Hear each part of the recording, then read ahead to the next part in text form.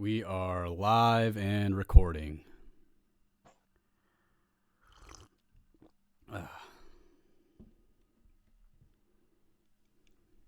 Before we get started, how you doing?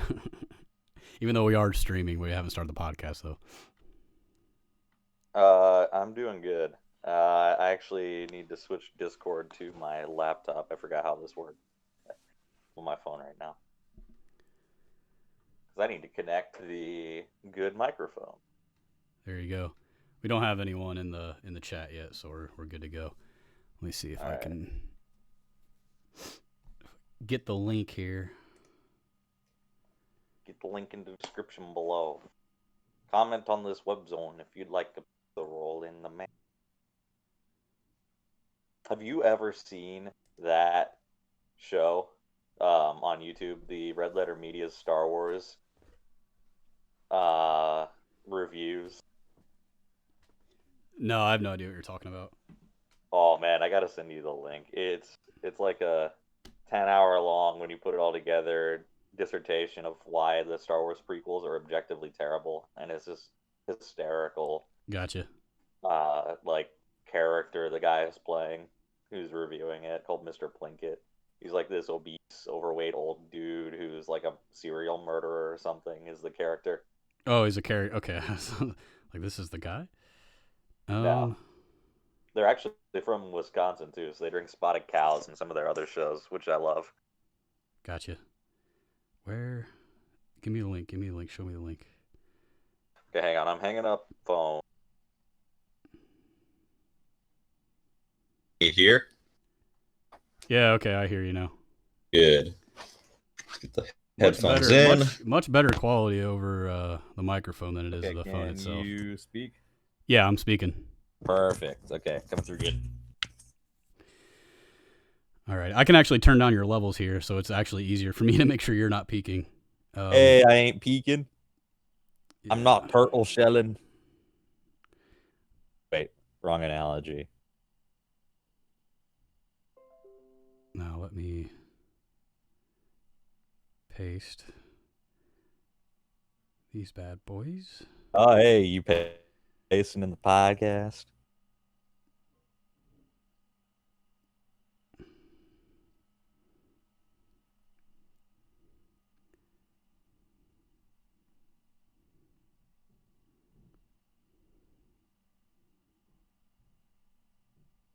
All right, did I twitch it? Okay, I already twitched it. Did I twitch it? Okay, this is the one I haven't done yet.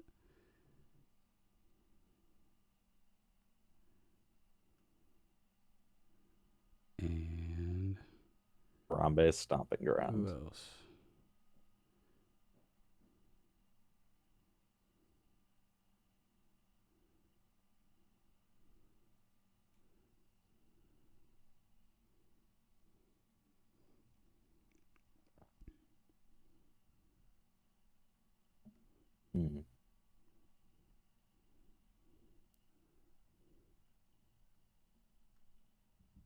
All right.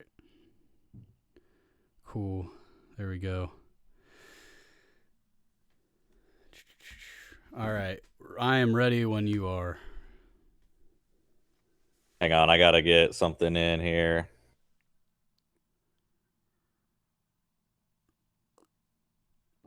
Hang on. No worries, man.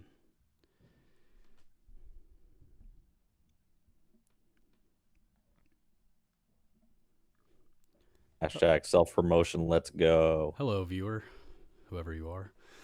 All right. All right, yeah, I'm ready to go. Get her done. Any topics that you have here in advance, just so we can I can get the gears moving? Yeah, I want to talk about some how do I want to say this? The return to some normalcy with sports ball. I mostly just want to talk about that aspect of sports that I didn't think we would have, but has actually come to pass, where like the NBA and the NHL, they kind of seem almost like fake playoffs in a way, but like the college football season and the NFL season that have just now started, and the ones that aren't ending, they feel like actually impactful and meaningful. Like the big games are big in college football yesterday, and even with games being pushed back due to like COVID and the NFL, the big games are big. That's kind of interesting. I didn't think that would happen. I want to talk about the coffee that I am going to be reviewing, which is the Just Coffee Co-op from Costco, one of the two I mentioned last time. And then there's another one, but I'll do it ad-libbed. I forget right now. Sounds good. All right. Yeah, I just have YouTube comments because I've been finding some hysterical ones with all the political stuff like ABC News and whatnot. And then I got contacts for my eyes this week. Yeah. So let's go ahead and get started, Grant. All right. Yeah. Alrighty. Hello, everyone, and welcome to episode 53 of the Couple of Joes podcast. We now have over a year's worth of supply of Couple of Joes for you if you listen to once a week. I think we've been above that for a while with extra episodes, but whatever. It is a beautiful day today. Grant, how are you doing? I'm doing swell as well, my guy. I can't believe we've been doing this dumb thing for over a year in terms of actual episode count now, which is insane. Through the pandemic, through the fire and the flames, like Guitar Hero 3 told me, we made it. We're here. I'm doing great. Just got a nice cup of coffee, down to the thing. I'm looking forward to a relaxing day, and I'm excited to go forward. It's kind of funny, actually. So I'm still attending church virtually, right? So that just got out. It's still morning time here in Wisconsin, and it's an outdoor setup, and it's just been the progression week over week of, it started off with shorts and a t-shirt, and then it was like, pants and a t-shirt, maybe shorts and a hoodie, and pants and a hoodie, and pants and a flannel, and then now pants and a flannel and an overcoat on the pastor. So it's just like getting to see a third party example of the cold that I'm feeling, and I don't like it. But I do like that I just turned the heat on in my house for the first time in my room. Oh, I'm actually warm and I'm snuggly right now, and I like being snuggly. Yeah, that feeling of being able to throw any kind of heated element on for the first time, and when it cools down is nice. I threw on my my car seat heaters this morning. Oh yeah, because I've actually been I'm up in Northwest Ohio, and I drove down to Cincinnati and have been back since this morning already. So. I've driven 4 hours today already. So yeah. And yeah, I get to throw my heaters on as well. Well, what's interesting is my apartment, I don't get control over my heat, even though now we have to pay for more of our utilities. Before it was like free. And it was in the cost of rent, but now we have to pay on top of that, but we don't get access to our thermostats. So that's fun. I don't understand that move. I smell a lawsuit coming. Yeah, I'm gonna sue. Yeah, wearing up as we speak. No, it's something interesting you said about the seat heaters, though. I found the joys of A, seat heaters, and B, the neck gaiters. I got a pack to supplement the masks, so I got some neck gaiters, and I really enjoyed them. They're actually comfortable and pretty warm. So last Sunday, I was getting up early, and I went on an early morning drive as the sun was rising, because cars, it's what I do. And it was low 40s, I think, maybe 39 to 41 when the sun came up and started peeking over. But I wanted to have like a top down day because it was going to get into like the upper 50s, lower 60s. One of those classic fall days where, you have to have the heat on in the morning, AC in the afternoon. And I threw the heat on my seat and put the neck gaiter up, and I was driving around with like glasses. I felt like I was not even like Rey from the first new Star Wars movie when she's on the dust planet. She has all like the cloth bundling and she has the glasses on. I was like completely shielded, and instead of having the top up and being sensible, I just had it blasting down country roads with the top down, freezing, except I had all this like cloth on. So it was actually warm. Like the stuff actually worked. It made it reasonable, even though it was a completely unreasonable scene. I stopped at a gas station like 8 o'clock. So the sun had been up for a little while, and I got out. I saw this dude from behind my sunglasses just looking at me like, what is wrong with this man? What? But it worked. So I threw the heated seats on. I can never say that term properly. had the neck gaiter, I had like the the hood up, and I had the glasses, and it worked. It looked ridiculous, but I was warm. So it was just a hysterical use of warming devices that I never would have thought of before. But I just went, yeah, I'm gonna do it. It's Yep. so stupid. I loved it though. What's a neck gaiter? I've never heard that before. They're also called face shields. They're the cloth pieces that you put around, like it's like a hole, and you put it over your head. Then it sort of rests like on your scapulars, as Mr. Krabs would call them, your shoulders, your neck, and then you can pull it up over your mouth and your nose and such, or even your Oh, ears, okay, like I was okay, doing. gotcha. Yeah, it's one of those things. So yeah, I've actually taken to wearing those when I'm like outside, because like I said in last Sunday morning, like it actually has kept me pretty warm when it's been cold in like the mornings and evenings here, and they're pretty comfortable. And I got them for work because when I go into the office, which I'm doing more and more frequently now, as some of my projects are really ramping up to the finish line here. You have to wear a face covering at all times of the day while you're in the office, without exception, except for when you're drinking or if you're grabbing a bite to eat at your desk.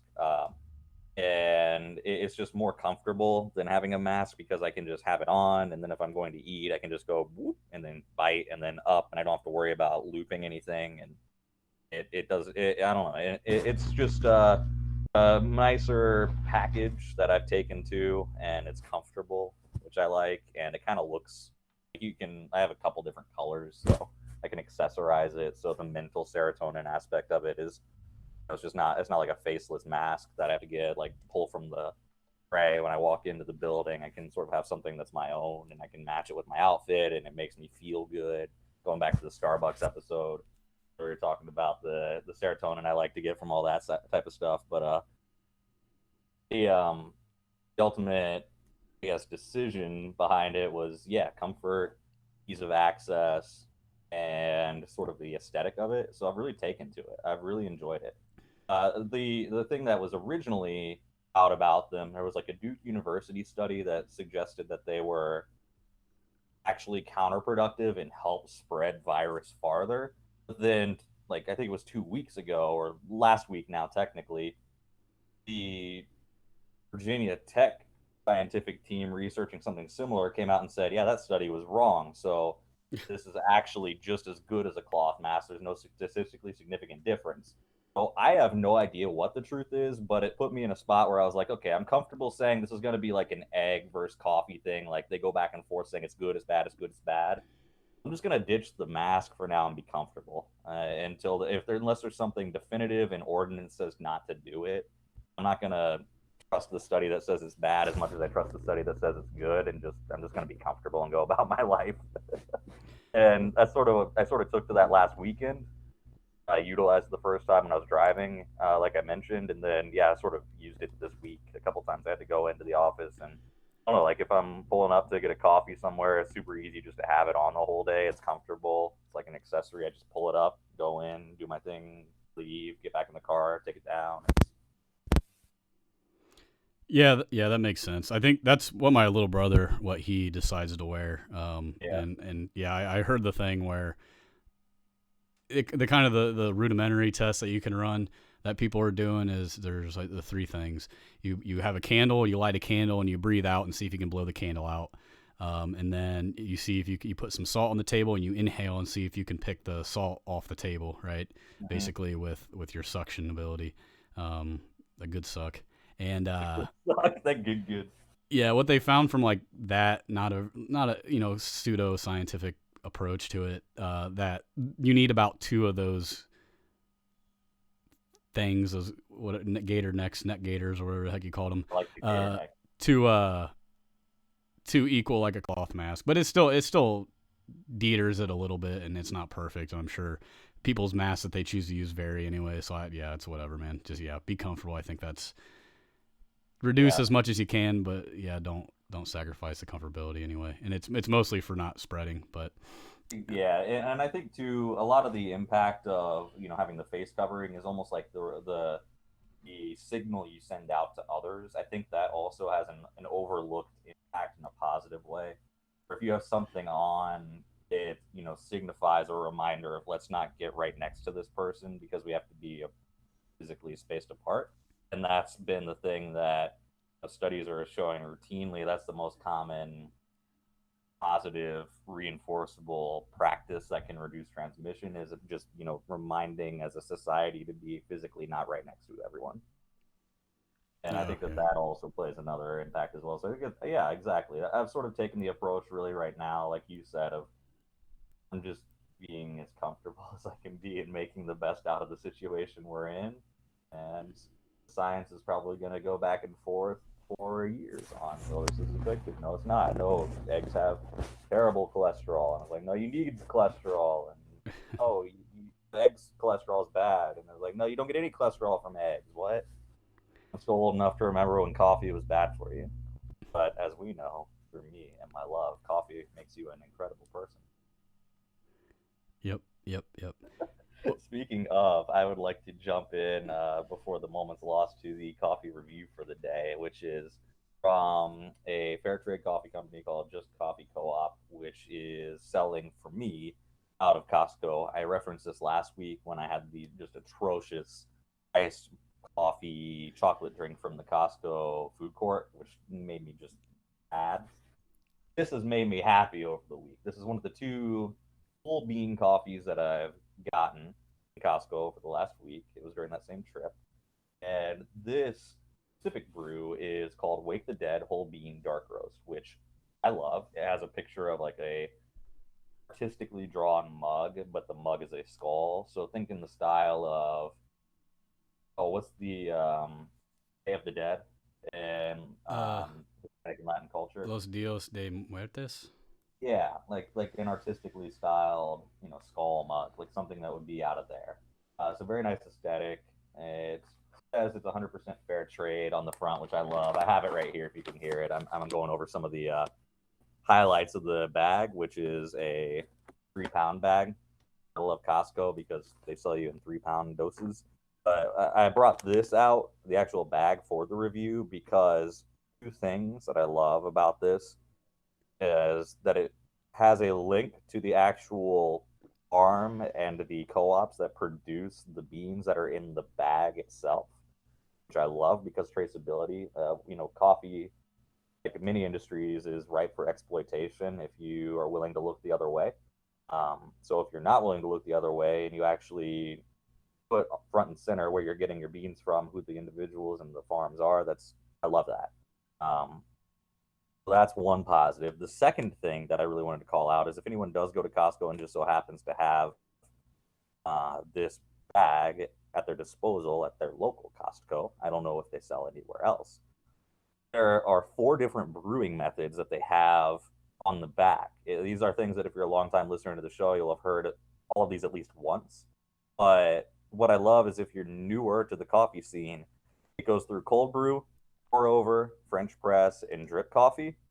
And it explains what each of those is intended to do. For example, cold brew, it lists out at the beginning, it makes concentrated coffee. That's true. You cold brew it, it extracts a lot of the caffeine, it's stronger. And beyond that, it gives you specific directions on what you're going to need to the equipment and exactly how to make different type of coffee, which I love. Like it tells you, it goes through French press, add coarsely ground coffee. You don't want it too fine to the bottom of a French press. Boil water, wait for the amount you want into the French press. Stir, place a lid and plunger and plunge it down, then pour. That's a French press. And if you hadn't known how to do that before, you just bought your French press, that could be super helpful. And I just love the fact that this company is doing what I love to do and explain how to make coffee in different ways. And they're putting it right on the bag that you get the coffee from. Presumably, if you have a whole bean coffee that you're buying in bulk, you would, in theory, have a grinder at some point, I would think. And if you have a grinder, you've most likely at least tried to buy a fancy type of coffee making process. So I love that they have instructions printed directly on it for that. Yeah, this is the Hauntingly Delicious Blend of Wake the Dead. And I personally am an enormous fan of it. It is gonna break the trend of bad reviews for I think it was 3 weeks in a row. Yeah. Which I'm excited for because I've been drinking this thing via my mocha pot pretty much this entire week, every day at least once. Like I said at the top of the show, this is what I was drinking right before, and it's just such a fine, curated flavor. It's smooth. It's that dark that I love, but there's a hint of airiness to it where it sort of sticks and leaves an aftertaste, but it's not bad. And for the life of me, I cannot quite pinpoint what the aftertaste is, although I have a theory that it's based in some sort of citrusy type of base. It's like if you have a citrusy beer, and you're like, yeah, that has some orange in it, right? Maybe an orange peel, like a Blue Moon that has an orange peel. It's like that. It's not quite that, and it's not something where you're going to say, oh yeah, that's an orange right there, right? Yeah, that's orange in that. No, but it's very close to that style of flavor. Many of you have had a Blue Moon and have had the orange in it. It sort of adds an extra layer to the base beer, and it's not overwhelming, but it makes it a distinct drink, and it's the very same thing here. So what I love about this is that sort of added semi-faux citrusy flavor, like you put an orange peel in the coffee, just one, and called it a day, like very subtle, like LaCroix levels of subtle. It's over the base coffee itself, which is a wonderfully smooth drink. It's very smooth. It doesn't overwhelm. It's not really that bitter for being a dark roast. It has a very low level of acidity, which I think is probably the reason that I've enjoyed it the most. Actually thinking and reflecting on it, is it's something that has a hint of orange peel, we'll call it. So something that's based in a citrus is the best way I can describe it, of course. And at the same time, it's not really bitter. If you get something that you typically associate with like a citrus, you think something more harsher, more acidic on the pH scale, right? Something that's a little more biting. Right. And this doesn't have that. And it's fascinating. And I love that component and sort of complexity to it. And that's what I'm all for when I'm trying to interview coffees with my mouth by tasting and sipping. Is what can you bring to the table that I haven't experienced before? I've had a lot of coffee in my life. What's new? What's something I haven't found hit my taste buds before? And that's specific, very subtle.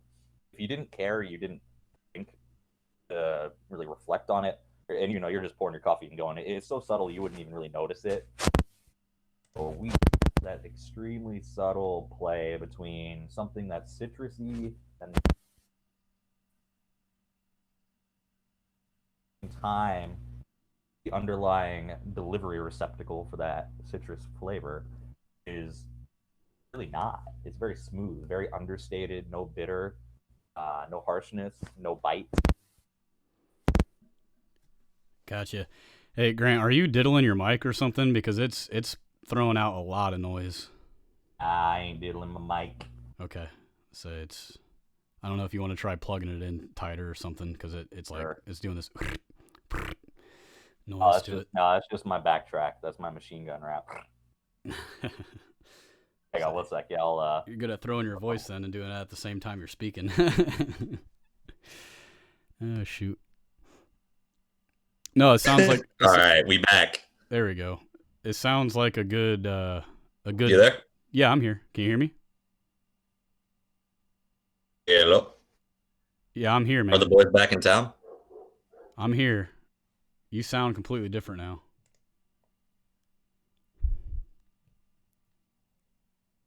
Oh Lordy, I can't hear you no more.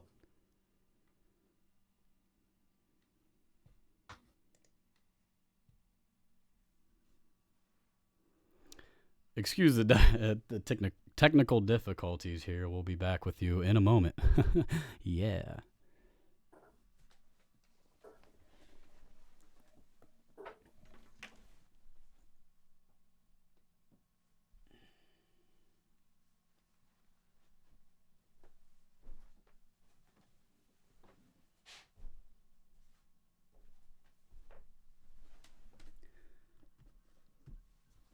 Hello?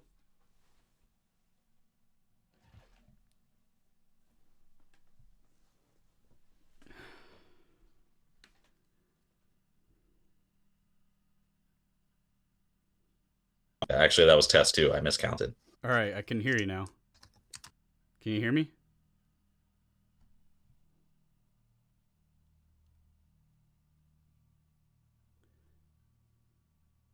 Hey, Chris, how's it going? We're having some technical difficulties here. Thanks for joining, bud.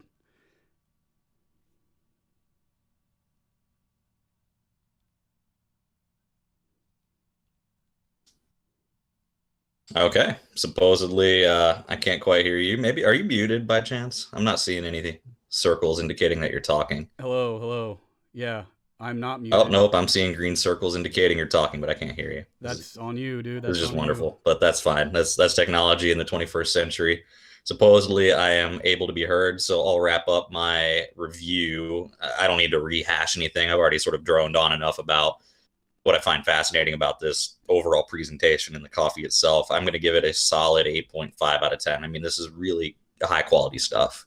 And I think that is presented in a way that's really beneficial both to the passing by of someone who just wants to try coffee, and it has the presentation of how to make different types of drinks someone may not be familiar with. At the same time, for those that maybe are more advanced or really at any spectrum in terms of how they take their coffee, the ability to trace back where the coffee is coming from and who it is coming from is super helpful, super important. And if you actually follow that to the source, it can really root out and prevent a lot of unfortunate circumstances that happen where people are exploited. So I think that fighting back against that is wonderful. Yeah, I agree with that. And you're not going to be able to respond because you can't hear me. But I think it's important to kind of understand, especially in the 21st century, this is kind of a movement that's been happening, but understanding where things are being sourced from and making sure it's responsible because of all the child labor and in some of the Eastern world and not knowing exactly maybe from like a nutritional aspect who's growing your food and whatnot. I feel like Portlandia made fun of that type of movement a long time ago, and I think it's creeping its way east, or maybe not east. It's probably on the east as well. It's creeping from both sides towards the middle land of the United States of America, which takes a while to catch up to anything, to be honest. That's coming from someone who grew up there, and you did too, Grant, and Chris, I think you did as well. But yeah, it's interesting to see I how. just plugged in my audio again, and I can hear you finally. But what's interesting to see that's creeping into the Americas. What's interesting to see kind of creep in is the fact that uh, that people are starting to be more conscious of what they're consuming. Yes, yes. And it's interesting because like, so I'm from Northwest Ohio, which is, a pretty, you grew up in Columbus, but Northwest Ohio tends to be a little bit more agricultural and standalone a little bit, but there's not a whole lot of small businesses that people really use. I mean, the whole, like when Walmart came along, that really wreaked havoc in my area.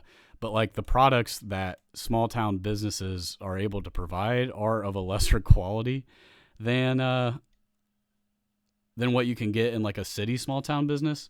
So it's interesting to kind of see how that kind of trend is coming this way anyway, irregardless of kind of the quality. And I think finally people in this area are starting to think a little bit more because the food's gotten a little bit better from what I can remember in this area, like in the past few years, because people are kind of thinking about it. But like historically, it's interesting because in Northwest Ohio, very agricultural, a lot of livestock, a lot of crops that are grown here.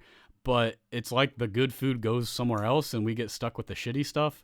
Because, like, I don't know, there's not a whole lot of decent food go-to places that exist, at least when I was growing up. I think it's coming a little bit more now, since that movement has kind of started with the self-brewery and everything, and people in the small towns and these small businesses can kind of see a resurgence a little bit. But it's just kind of interesting to watch. But I was just saying, just that creeping in, what was creeping in was the consciousness of of where your products are being sourced from. Yeah, and I think that that's only going to be more prominent as we get more traceability, and I think that it's going to be a hugely beneficial thing to a lot of people. Just if you look at the course of human history, and we're not terribly far removed from colonial empire and mass exploitation of everyone on every continent, including the empire home continent, particularly Europe. And I think if you look back in the year 3000, we're still going to be associated with a time where overall mass consumerism was shrouded in an inability to understand where things were coming from, and then through that, an inability to understand the circumstances in which they were created. And I think we're better than we were, obviously, with the ability of the internet to be traceable, and video that we can stream across to showcase things, audio that we can distribute to explain. And if you put it all together, I think that this will be a great first step, 5th step, 10th step, whatever it is. And 1,000 years from now, looking back and saying, all right, we know where things are produced, where they come from, how they get to my home 100% now. There's so much transparency. Again, this is an idealist view, but I hope it's the case. In the year 3000, there's so much transparency that we really don't have place in society, whether we're on Mars because of Elon Musk or not at that point. There's no room for a company to go and in the shadows just exploit somebody or some group and make something on the cheap. Instead, we're able to look in and force things to be humane across the board. And this is by no means right now in this thing I'm looking at going to solve and help people in situations and solve all the problems of that overnight. I think it's good, and it's way better than what we had. So I love that. Yeah. I think there's a couple other factors. Chris is saying it has to do with the choice. Cheap stuff that has a bad history, like from a company that exploits workers, or stuff that costs more from good companies, which is and true. And that's a whole other thing. That's completely true. And that's a whole other thing, because like you mentioned actually an excellent, I guess, central argument in that overall topic, which is Walmart going into where you're from and wreaking havoc on the businesses that were local there and basically throwing them all out of business, which is common across the entirety of the continental Americas since Walmart expanded rapidly. And other big box chains. I mean, even Costco does it. Costco, I think, is, if you look at it at the highest level, a more smiling face type of company than Walmart, which is this is cheap and we know why you're here, so get in and get out. But the same principle applies, yeah. And ultimately, people do decide with their wallet, and that's true.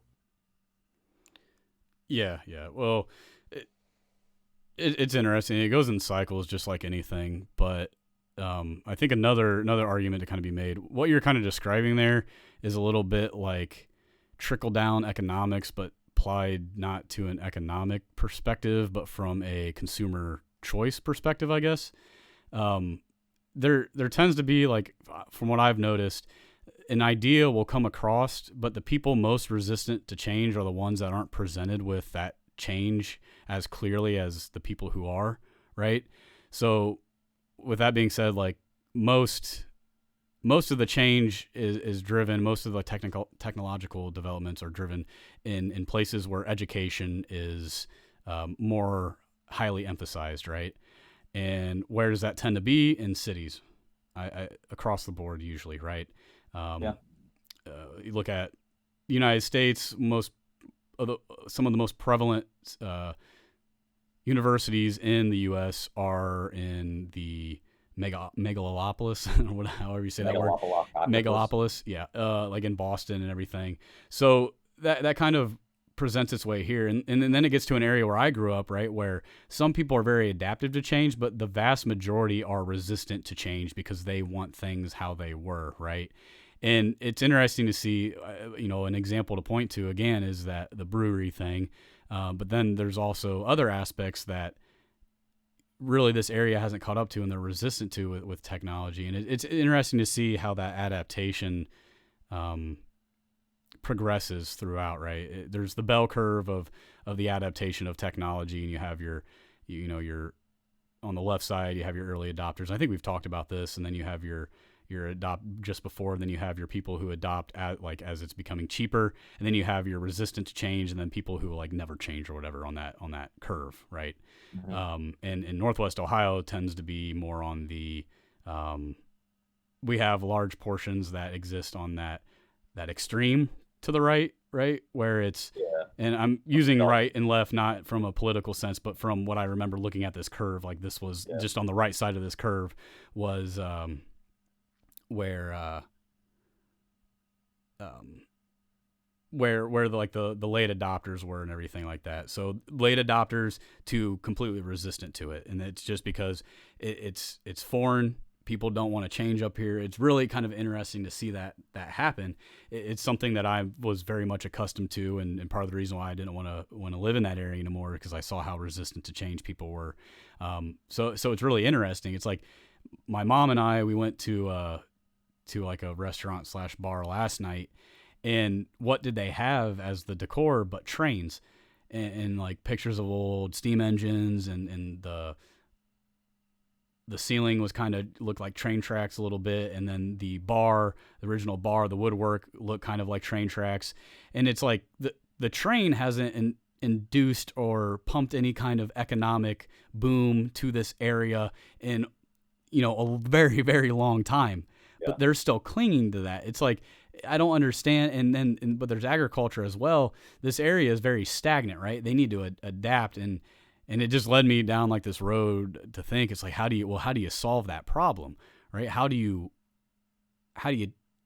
inject jobs into an area that hasn't had new jobs created in a while, and that saw a lot of jobs go away with back in NAFTA and everything when it got cheaper to just manufacture in Mexico as opposed to the United States, right?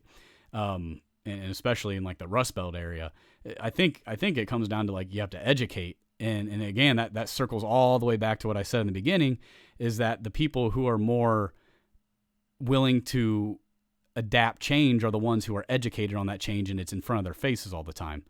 But if you have people like myself who grew up in Northwest Ohio, wanted a good education, wanted to go apply myself in a way that's going to be innovative and pushing forward, then I'm not going to live in that area. So then you lose your innovators to that area, and you got to keep them somehow. But education's one way to do that, and giving them problems to solve that are innovative. But you have to have people who are willing to change in that area, and it's kind of becomes this thing where a lot of the time I believe people only change when they absolutely need to.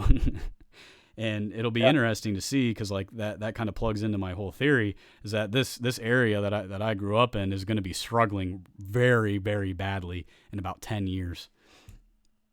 Yeah, like I think that all logically flows and makes sense. I actually want to ask a question about your example of the breweries, though. Can you explain sort of what you mean by the concept of breweries being applied to this overall discussion that argument you're making? Yeah, so I think I've talked about this before, but the first thing that I saw were a trend, like a business trend, like that I thought was really cool, and that was a city thing when I thought about it, that actually penetrated this area, was the microbreweries. Because, Ryan Geist is like the first thing you go to when you're 21 and everything, or one of the first places you go to. And then there's such a high percentage of breweries that exist in Cincinnati. There's Mad Tree, there's Urban Artifact, right? Yeah. I mean, they even have micro distilleries. Like, you think right by Party Source, there's that, like, what is it, Rift City, something like that, distillery. Yeah, and then there's Westside Brewery. There is I got a couple buddies that work at this place. It's a distillery / brewery. There's sometimes there's just single bars down there in Cincinnati that have their own product, right?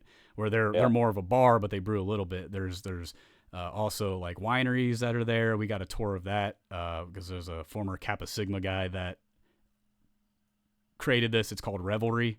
Down in Cincinnati, really good wine, really cool atmosphere, no TVs or anything. They're trying to create an atmosphere where it's engaging all the time over a glass of wine, which is really kind of neat. But that came to this region about a couple years ago.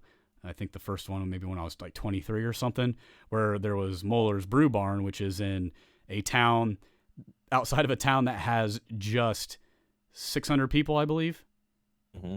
And people from all over the place will come there. People from 40 minutes away will come there because it's a new atmosphere. Because again, with kind of this region, and the reason why I left is it's the same old people. You have to think the same as them, and you go to the same old bars. And if you bring up a topic that's not the same old topic, then people look down on you, right? So like, it's funny because as soon as they inject something new into there, everyone flocks to it. It's really kind of funny, but it's also kind of troubling to me how long it takes to get there. Yeah. It's interesting. Another example would be the school that I graduated from, the Alumni Association. They're still appealing to like raffles and stuff like that. That stuff that people only 40, probably 50 and above really participate in, those 50-50 raffles, and that's what they use as a primary way to raise money for a private school to keep tuition costs down. It's like my brother-in-law, his mom is on the board, and he told her, he's like, you guys should get a Twitter. You guys should start hosting events where you get people from like my graduating class there's not my graduating class. Sorry. I'm speaking as my brother-in-law right now. So as my sister and my brother-in-law's graduating class of 2011, a lot of them kind of live in Delphus yet. So, bringing and attracting these people and doing, like silent discos or something like that, where you can attract a crowd of younger people, but they say no because the older people on the board don't want to do that. And even though you can show them all the statistics and all the information and success stories, the logic, the actual feeling part of aspects of people's personal stories, they resist that just because they don't want to do it because it's not the way it was done, right? And that is such an inherent attitude to this area. It's so interesting because I go down to the city and you see all kinds of different people, right? You see people with different hairstyles, different ways of dressing and whatnot. And then you come back up here and people you see the same people that I saw when I was growing up, and people act the same way as the teachers did and everything. It's like, there's a lot more uniformity in these kind of rural areas. And that hurts an economic, ability as well. It's not just like a societal thing. It hurts in other aspects when you're just so resistant to change. It's really interesting to see. It kind of just really hit me when I was at that bar last night. It's like, good God, man. So I want to pursue a lead here, and I don't know the answer. I just want to sort of chat through it. I think you mentioned, with the brewery, one pops up and all of a sudden everyone flocks to it. Without obviously knowing the individual thoughts of everyone, how much of an impact do you think the lower concentration of people, i.e. the lower concentration of different perspectives, impacts the adoption of something simply through the fact that there are less overall potential minds to be those early adopters? It comes down just like with how anything else works, and that's word of mouth. But it takes a lot longer for that to take root in an area where the population density isn't as high, right? That would be my theory, right? Because you go to college, like talk about Cincinnati. If a new bar comes up, Urban Artifact popped up, and then all of a sudden everyone I knew was talking about Urban Artifact because one person took a class and they went down to that bar or that brewery, and then they told someone they liked it, and then that disseminates very quickly just because of the density and the proximity that you have with people. Same thing happens in Northwest Ohio. It's just you interact with a much smaller amount of people. Yeah, so, you have a lot less people dispersed over a lot larger area. I think my comment on the being like a virus, I think now we're in the pandemic-y times, but even like memes are viral thoughts, and disseminating that requires concentration so that you can go from 1 and then go from that 1 to 3 and then those 3 to 50. And if that just doesn't happen, I wonder how much of an impact that plays. I don't think that that's the only thing going on, but maybe that's part of the reason that you typically see different modes of thought in different geographic styled areas. maybe that's part of it. I don't know. That's interesting because I was not expecting what you said about the microbrewery opening, having people flock there. My initial thought in like the 3 seconds leading up to you sort of delivering the punchline there was I thought you were going to talk about it being introduced a couple years ago, and then you would have said, "Yeah, I visited like a week ago, and no one was there still. Like it's struggling." But that's just really interesting to me that that wasn't the case, and it I guess subverted my expectations way better than Ryan Johnson did with Star Wars. Yeah, it's I mean, it drives just like any other thing. A lot of the time, it's because guys want to find or girls want to find potential mates that aren't the same damn people that they've seen over and over again since they graduated high school. Yeah. Yeah, I mean, that's what my motivation. If I was living up here, I'd want to be going to a different bar every single time. It's like, I know people that just went to the Rustic, the one bar that people really go to in my hometown over and over and over again, time after time. It's like, don't you get tired of this shit? It's like, that's part of the reason why I left anyways. I just didn't have success with a lot of things and socially and with girls up here. So it's like, I'm going to a place where, I'm going to change up the scenery a little bit and whatnot. Yeah. So, I mean, it on the walls of your life. Yeah, human nature happens the same. It's just there's different factors with how fast it changes based on where you live. It's just things don't need to change up here. That's why conservatives tend to be more in rural areas as things go, right? Or people who traditionally grew up in a city before it became very big. I had a discussion when I went to Madison the first time, not this last time, but when I was hanging out in the bar. You had someone who was, complaining and commiserating about how, the city has changed so much, since everyone's been migrating there from Milwaukee. And he had all the complaints that I've heard a million other times from the area I grew up in. It's like, yeah, people coming from the cities come in, they look a certain way. They tend to profile certain people that have a certain skin tone a certain way. And I hear that all the time, no matter where you're at. If it's a rural area, being said poorly about these people. But it just comes because they don't have to change in order for their lifestyle to be maintained. There's a lot of technology that takes a long time to get adopted up here. I mean, I went to a school where when I graduated high school, there was only one class where you're actually taking AP credit for. That's it. Calculus. That was it. By the time I graduated, the year after I graduated, there was 5 of them, right? That's how long it takes for stuff to get up there and stuff to change, especially when you're a private school and you're not dictated by the state requirements, right? So this all circles back, and like this comes to a thought that I've been having recently, or not recently, this weekend, was I have a new life goal, and that is to build a school and to come up with a school with a curriculum that I believe is going to help launch people and keep them relevant and keep them on top of kind of how the world is. And so, what I'm kind of thinking is like, wherever this school is, I'd like it to be back in my area, even though I don't necessarily enjoy where I grew up, right? But I still am nostalgic for it, and I still want this area to do well because I have a lot of people that I care about in this area.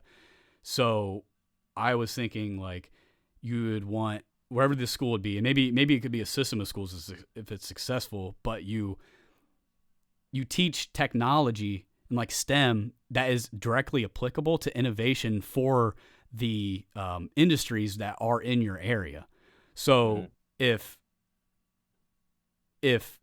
we want farming right here, let's get on top of the farming technology. Look at Iowa. Iowa is a similar landscape to us. It's flatter than Ohio, given, but Northwest Ohio is similar to that. But if you look at the tractors and the technology they're using out in Iowa, much better than what's going on here. So it because of the wealth and everything and the success of the farms, but you have to adopt this technology and this new stuff. So why don't you do a program where you encourage kids in high school? I'm saying this would be like a high school, like almost not a public career center, but like a private career center. And you would teach things like agricultural engineering principles without giving a degree, right, or certificates or whatever. Or you could teach coding, but geared towards the problems that you're teaching are more towards agriculture, right? With maybe GPS tractors and following those kind of lines, or vertical farms that are becoming more pervasive. And the first one was actually built down in Hamilton, Ohio, which you could adopt that technology and inject some of this competitiveness back into this area.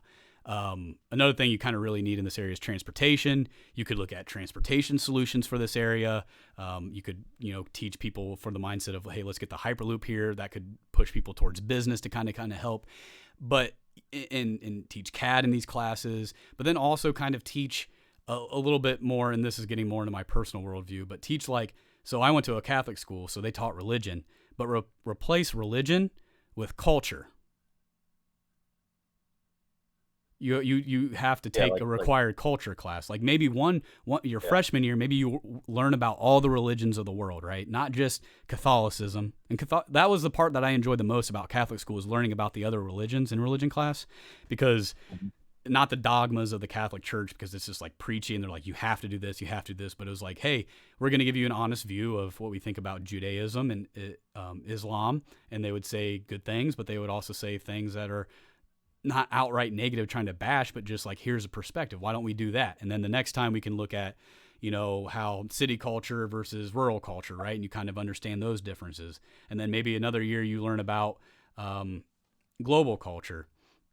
And then on top of that, you do something else, right? But then the other aspect of that would be history. So my focus would be culture, history, and science. That would be the top three things that I would teach. And I would make sure that we would be paying teachers enough to get competitive people there. And so then you're talking about private funding and all kinds of stuff. So I want to look into this and try to discover a way to solve this issue, or to do something. But the biggest factor that I thought of, and I try to think about this thing about multiple angles, is the biggest resistance that I'm going to get is the resistance to change and people sending their kids to this type of school if I put it in this area that I'm talking about. And yeah, like Chris said, teach geography as well. And yeah. I'm a self-avowed geography nerd. I love geography. Chris, I think that is an excellent idea, just from my own personal perspective. Justin, for you, I have a comment as well. The only thing that I think should be dictated by global laws that you name it Justin School for Gifted Youngsters, so that we can be like the X-Men. Yeah, well, because I've always thought about this. So because there's an interesting thing in life, and I think this holds true. But one of the themes that I see through people, individuals, not just on a macro scale, but on like a micro scale, people tend to, where they feel like they've been fucked over the most in their life is where they want to improve, right? Think about some politicians. Why did Obama get into it? Because he lived in the part of Chicago that was very poor and not well to do, right? So he got into politics for that reason. I want to get into education because I felt like I got mistreated with my education, right? I went to a Catholic school. I had different ideas than that. I would bring those up. I'd get shut down. I was told I thought I was smarter than the teachers, which maybe some truth to that. Some teachers I thought I was smarter than, and maybe that showed on my smugness on my face, but that's a personality trait. And then when we graduated, the person who got all the, pretty much got the largest share of the scholarships. I got no scholarships. I had a 3.85 or something like that. And I applied myself. I had a job all throughout high school, and I didn't get a single one. And the girl that got all the scholarships, she went for a 2-year degree and just took over the family business. And it was because she had the right last name. Mm-hmm. And that is a trend that happens throughout both schools that we go to, because you write to businesses, and one of the questions they say is, what are you going to do for this area? And it's like, I'm not living in this area. I was really honest. That's probably part of the reason why I lost the scholarship. Didn't lose them. Didn't get the scholarships. But it's just like, why does your last name why does it have anything to do with your success, right? I want to make something that's a meritocracy. It's based on merit. If you get scholarships, if you do well, it's because you work hard, not because of who you are, not because of your last name, not because of an identity that you don't choose, right? Same thing. The converse side of that is like this, if you have a certain skin color and you shouldn't have any kind of preferential treatment there as well. So why should your last name? It's just, it doesn't make any sense. There's a lot of like bullshit that happened. So I'm like, I want to do something. I want to either create a scholarship fund for, and then be able to like choose who I give the scholarship to based on merit. And I would assign my own form to it. But like a step above would be my own school and kind of teach that stuff as well. So it'd be interesting.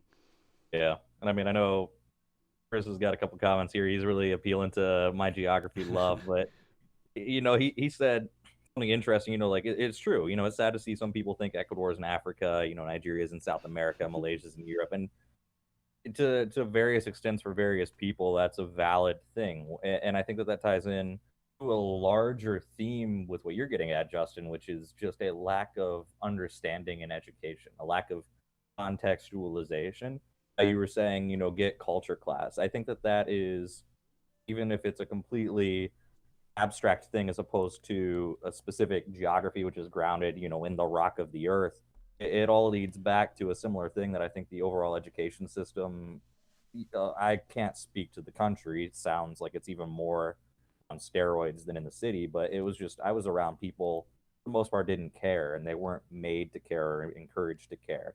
I think regardless of if it's the specific geography of a region or the specific science of some subject or the specific culture of a location or group of people, I think that the biggest hurdle to overcome is getting people to care. And I think that that's closely related to what you were saying. Your biggest hurdle to like a practical implementation of a schooling like this would be is like the resistance of the parents to send people there. Why? And it goes back to people not understanding that if you are ignorant of something, you can't understand it, can't impact the same things it impacts, and can't be one of those people that adopts an idea or a farming technology into your region that's implemented somewhere else, because why do we need to change?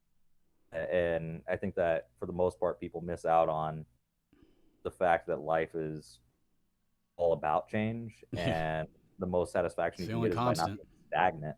If you learn to adapt to change and you learn, I love geography, so again, I'm just going straight off what Chris is saying. But like, if you learn about where something is, then you can tie together the basics of what that area is like, what the people are like, why do they do the things they do, why is their culture the way that it is. It's because of where they're at. Okay, so I've placed together where something is, where a group of people is. Therefore, because they're there, that leads into why they act the way they do.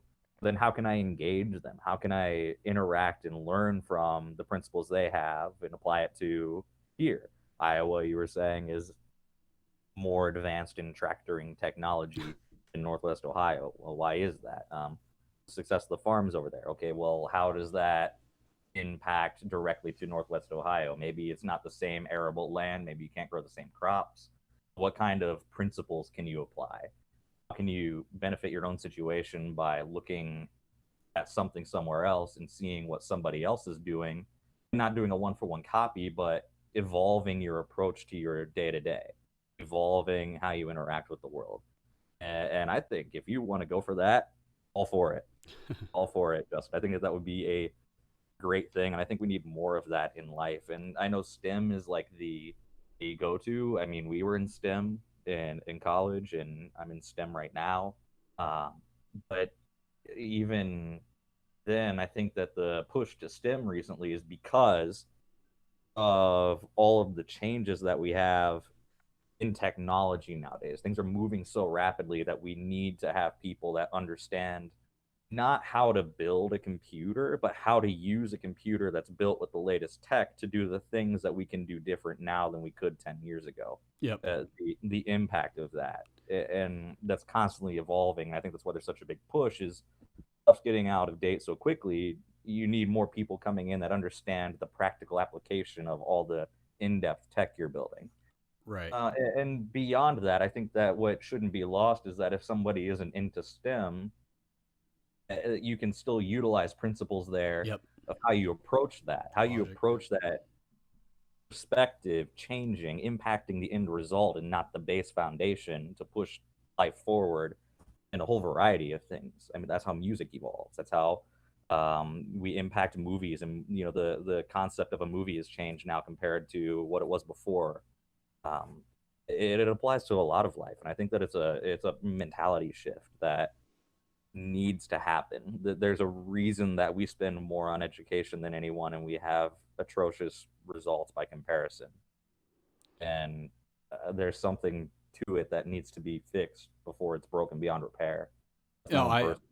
I 100% agree with that, and that's why. Because I've been thinking, and another reason why this kind of brought me on is just again because of this area and the resistance to the science of what we know about the coronavirus. But let's move past that. But like, what you said,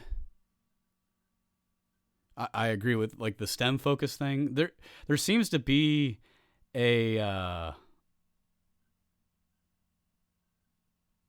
weird kind of, it's the American exceptionalism.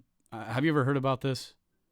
Yeah, I've heard of the concept. So. Okay, so American exceptionalism is basically, it's not a critique, it's basically how the rest of the Western world views the United States of America. Basically, we have this kind of way that we hold ourselves where we're very similar to Europe, but for some reason there's this concept that Americans are different somehow and therefore can be more successful with their version of capitalism, et cetera, et cetera. But part of that exceptionalism that comes, I think it stems from that theory, is that we tend to not think in advance. We tend to react as Americans. And I have a couple of examples in history that I point to kind of solidify that statement. But if we see that jobs are going towards one way, we just let's just focus on this, right? And throw as many bodies as possible. And we have a very fastly evolving economy, and that's helpful in that aspect, right? When with you said with focus on STEM, when you go purely STEM, it's like we're not going to make these people well balanced because we have this need in this STEM, right? We need people, we need bodies, we need these bodies to be able to produce and stay on top and stay competitive. Whereas Europe, and kind of what I see in other areas, and what I'm proposing a little bit more of is a well-rounded approach, like what you said with the pragmatism, right? We can borrow, if we understand that technology is going this way, we can inform our people who go into business, right? Or our people who go into communications, or our people that go into being lawyers and stuff, right? Having that kind of well-roundedness helps us to kind of understand how things are working together as a puzzle, right? Seeing the woods instead of just the trees, and being able to kind of stand back and see how things are moving and predict, so that we can have people that can make smarter decisions economically and make better decisions as entrepreneurs, and as individuals trying to innovate and succeed, right? I think what happens when you kind of get focused in on these things is you neglect other aspects of yourself or of your education, right? I've worked with people that have gone to Rose-Hulman. Intelligent people, they have a certain quality to them that's pervasive across their personalities. You can tell if they're a Rose-Hulman person, right? Because they're very STEM focused, and there's this balance. Yeah. And I think no discredit to them. Again, very intelligent people that can have success, but you can definitely tell there's not a well-rounded. They don't tend to look at things from a perspective because that perspective was never taught. But if you show kids all the toys in the world, right, then they'll pick the one that was made for them, right? The one that is most closely associated with them. So if you give people an education that is in general, more general, but it's being taught by people who know what they're talking about, then you give them the best chance to choose the thing that is best for them and that they enjoy the most, and be able to pursue it.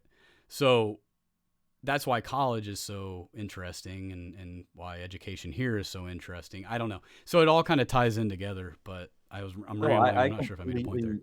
No, I 100% agree with that, because I mean, the reason that I went into biomedical sciences at all is because in my high school, I had a teacher that taught biology, who recommended me to have an anatomy course with her. and it was a smaller individualized lab where there was a small number of people. It wasn't like a big general, get your senior year and get out. And it was a space that was just exploratory. Like, here's our dissection, learn about this animal, like learn about how the, physiological form works, and just enjoy and appreciate it. And that's why I went into the field I did, and that's why I am where I am today to some extent. And like you said, if you I love that analogy. That was great. If you throw out all the toys in the world, a kid's going to pick the one that calls to them. And in his own way, that's what happened to me. And just through the opportunity that was presented to engage something unique and not be forced into just reciting off of a textbook and repeating for a generalized test, it guided me to where I am now. And I think if you get more examples of that across more people, across more locations and places in life, then it will only help, because you can, yeah, I mean, my personal take, being in STEM, and I've also worked with people from RHIT, and I get what you're saying. It's just a perspective thing. If everyone gears towards that perspective, like it seems like society wants us to right now, and I think that there is some truth to your statement there, because there's an identified need and we're reacting to that overtly. Having people on my team at a previous job that were at RHIT was great, because they were really good at what they knew and they were able to push us forward. If everyone's like that in the world, then you're going to miss out on why we actually want to live. The entertainment, the culture, the people, the business to sell the product that you're making, the ability to communicate why the product you want to sell that you're making is worth somebody's while. You can't be too overbalanced in one direction. So Right. I don't know what the solution ultimately is to fix everything, but I think in general, I would say that you are 100% on the right track with your approach to it, based on how I would answer a question like that. I think that I think you're onto something, and I'm all for it. I'm all for it here. Need moral support? I got you. I'm gonna throw something together at some point, because I was thinking, kind of with the coronavirus thing, work only gets me a certain way. I'm finding that my work, I enjoy it, but especially in the kind of like the early years and stuff, before you can really get your foot into like what you really enjoy, I guess, and kind of the role you see yourself in, you're kind of, you are putting in the time a little bit, right? And I maybe okay, so this is true for me, so let me speak it as myself, right? So for me, that's kind of how it is and how it's been. And coronavirus has kind of led me to know, it's like, when we were in college, spending a lot of time socializing, spending a lot of time schooling, going to the gym, so like busy all the time. Now I kind of lost that routine and that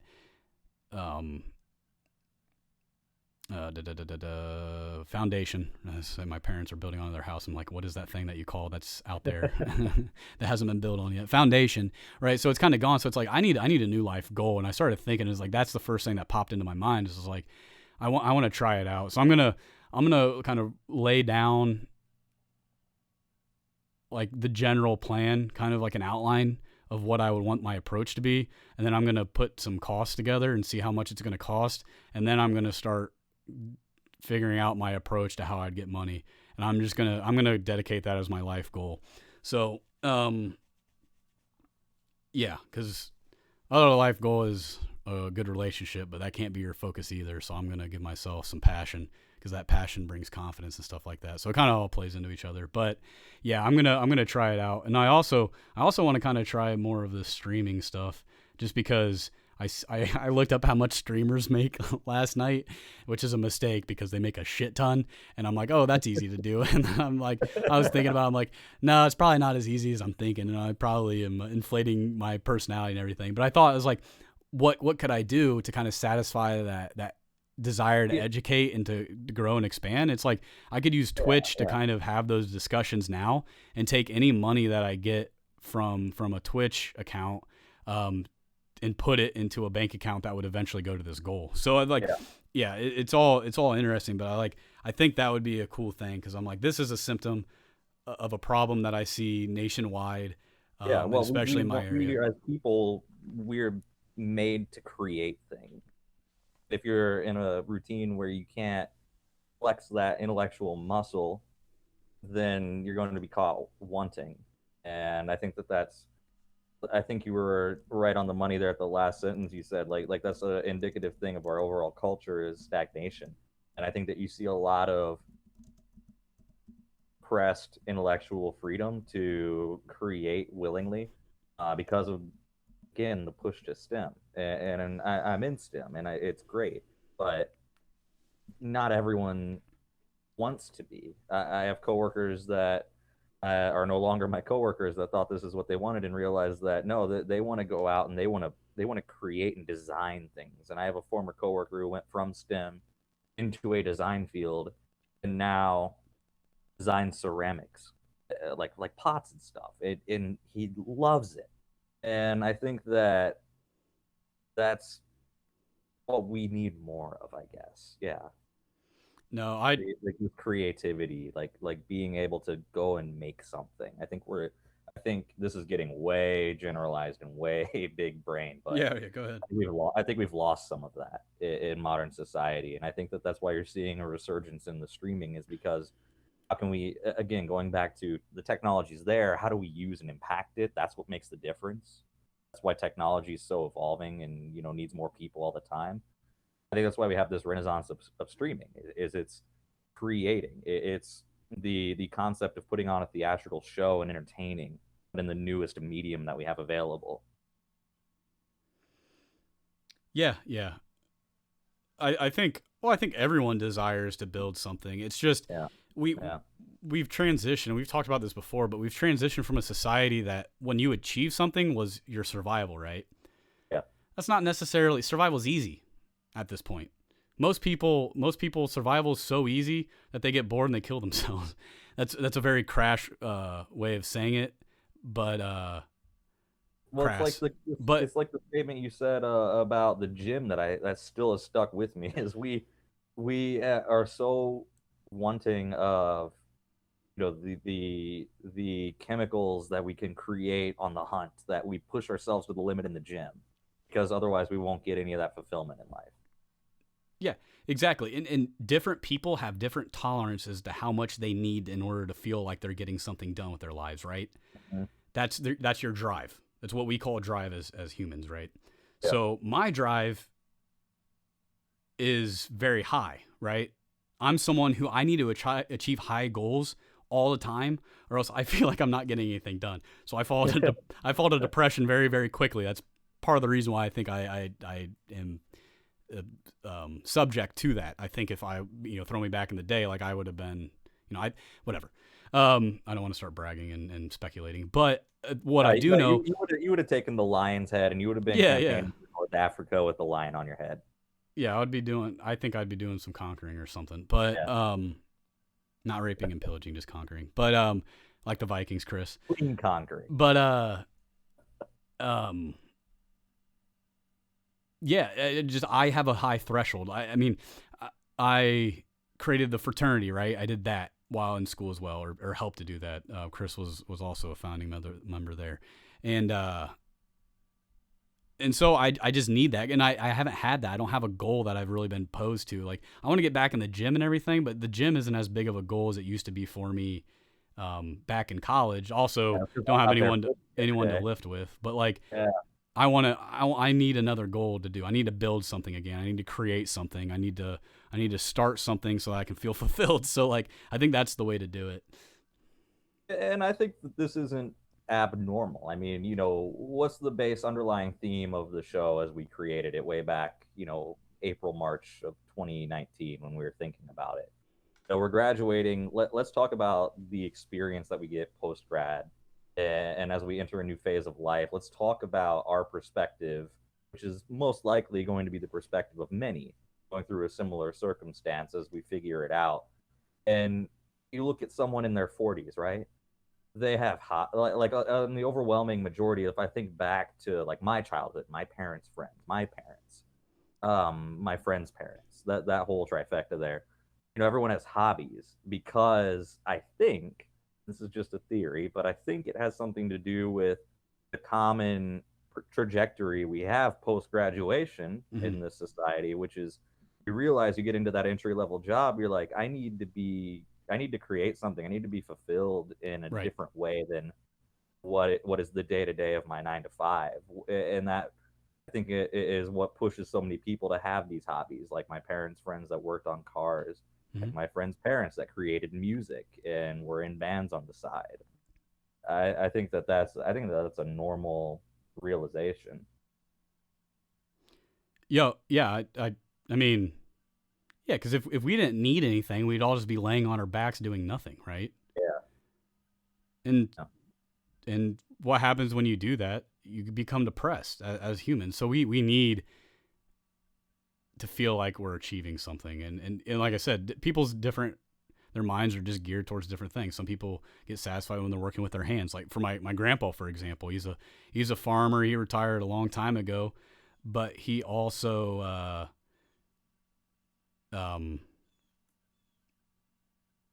he also just still tinkers on, and he doesn't need to. Like he could just be bored and do nothing, right? Like my dad, he's another person that I know is definitely going to be definitely going to be someone after he retires that needs like a high threshold just because of how much he's achieved in his life. And most people, when you look at their lives, they have all achieved a lot. It's just a matter of what it is, right? It's all success is defined individually. And I hate the fact that like our society tends to try to pigeonhole what success is, right? United States, it means one thing, and Mexico, it might mean another thing, and in El Salvador, it might mean a third thing, right? U.S., I can only really speak to that because I've grown up here my entire life. It has to do a lot with monetary success, or maybe even clout now that, with our generation and everything. So it's interesting. I think that leads into the most common response to if you won the lottery or in other ways made a lot of money right now instantly, what would you do? And the common response is travel. Because just because you don't have a 9 to 5 that you have to adhere to anymore, you don't have the need to go out and create to make money. When you get that financial success, the most common reaction of people is not to just, like you said, lay around and not do anything on your back and you're done. It's okay, well, if it's not money to conquer and work towards and strive towards and have a goal to achieve, it's experiencing something or feeling like you are, conquering Mount Everest or exploring the South Islands or going on a trip to your home nation. It just because the most pressing need for survival nowadays is money doesn't mean that if you replace that, just like when we replaced basic food for survival with money, that the need to strive and grow and have a thing to achieve in life doesn't go away. It's not like it's the be all end all, and whatever that is for different cultures and societies, like the common trope, and I don't know how true this is because I've never been to Eastern Asia, so I'm not positive, but the common trope that I would be told or expected to believe based on my upbringing is like, in like Japan, it's honor. Like that's one of the great currencies of society is honor in life. And here in America, like you said, it's directly strict monetary income. I would say that is the be all end all of our society. And if you take whatever it is, wherever you live in the world, out of the equation, and you have all of it, you don't stop, because as humans, we aren't meant to stop. We are meant to keep going. Yeah, no, exactly. I mean, it's our nature. I think understanding your nature is the best way to have success. At least I guess I have to do that, right? I have to rationalize things. I have to think through things. So if I don't understand something, then I tend to just like have some apathy towards it. So understanding this, and this conversation is very helpful because it's interesting thoughts to have, right? It's very base and it's very philosophical in a way. And I appreciate that we've had this conversation.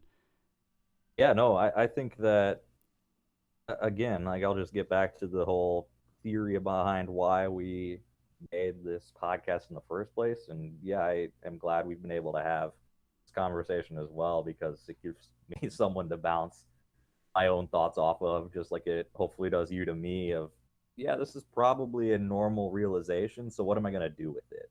And I think that hearing you have such an interesting and defined goal is really got me thinking over the last hour. What would I want to impact? In my own personal, if money were no option, what would I want to do? And not just, a gut check answer of, I'd travel the world. What would I want to leave as a legacy? And I think I've been so busy with my own personal job, I haven't really thought to the beyond yet. Beyond the 9 to 5, plus 12s on the weekends, like I mentioned. uh, but what else is out there? What can I go out and learn about and impact based on what's important to me? So that's given me something to think about. So I appreciate that. Yeah, of course, man. Yeah, it's just you. Well, yeah, well, it's interesting. My kind of thing is the more you do something, the more you practice something, the easier it becomes. It becomes second nature. And like work at this point, for what I've been doing similar work for quite a while. It just becomes very easy, right? It's like second nature. It becomes boring almost. So it's like, what else do I do? And then my mind's just wandering. It was like that way when I worked at the factory. It's like the very menial hands on, but after a while, your hands just do the work, and you're free to think about whatever you want. So then you have other things that you need to focus on, I guess, or that kind of is how it goes. But yeah, if you don't feel fulfilled, you don't need to. You're not doing anything wrong if you don't feel fulfilled, right? But what you need to do is you need to find a new goal so you have something to work towards, right? And then kind of understanding that and like thinking, why, especially as I don't know how it is for women, but especially for men, this kind of ties back in. I mentioned that Jordan Peterson book a while back, but that kind of falls into his kind of theory and his philosophy is like, you have to have a goal and be driving towards something as a man, right? And it kind of helps with your life that way. And I think back to the times where I've been the happiest is when I am in feeling the most satisfaction in my life is when I am aiming towards something, right? With like school or work or a project or like the fraternity or what have you. Yeah. Yeah. But yeah, I think were there any other topics you wanted to go over? We took one topic and we kind of ran it down to the ground, man. No, I think that I would not want to cover the other topic that I had in mind because it's so superficial. I think it just needs to breathe and stand on its own almost. Yeah. Oh man. So why don't you go ahead and take us into closing then, Grant? Yeah, will do. Appreciate the conversation as always, Justin. I think that I don't know, maybe it's just new grass that's greener across the valley, but the switch to live, non-editable streaming has made it almost more big brain time than before, and we've had some interesting philosophical discussions over the 2 weeks that we've done this, and I really like that trajectory and hope it continues. I think that I'm excited for next week's review of my other whole ground coffee. I hope it can beat the 8.5 I gave today. I think it'll be hard, but we'll see. So looking forward to some more conversation and looking forward to getting back on the chat. Like we mentioned last week, I think this was your topic last time, Justin. This whole live chat is a wonderful new dynamic, and I really am enjoying engaging the audience as it comes through. So special thanks to Chris for the majority of chat discussion today. Wherever you are, obviously you have some free time, so I appreciate that you were spending it directly with us as we record this. And yeah, it's got a late coming midnight tran, it looks like. So I hope you feel better, and thank you for stopping by. But to everyone that's listening throughout the week or whenever you hear this on your regularly scheduled podcast schedule, I think that is a correct and accurate grammatical sentence.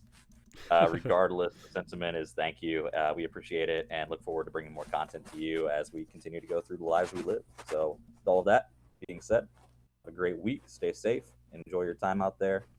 Just engage someone and maybe yourself. Think about, what can I do? What am I passionate about? What can I impact? Maybe I'm not right now. And I think, like I mentioned, Justin has really given me something to think about. And I would encourage everyone listening to sort of have a similar recollection. I can't talk.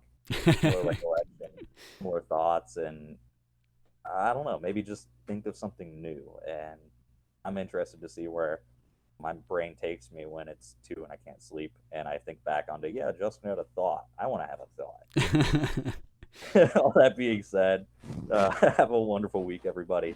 Thanks for tuning in. And for Justin in Cincinnati, this is Grant in Madison, Wisconsin. Beautiful yet cold. Signing out. Have a great week. Goodbye.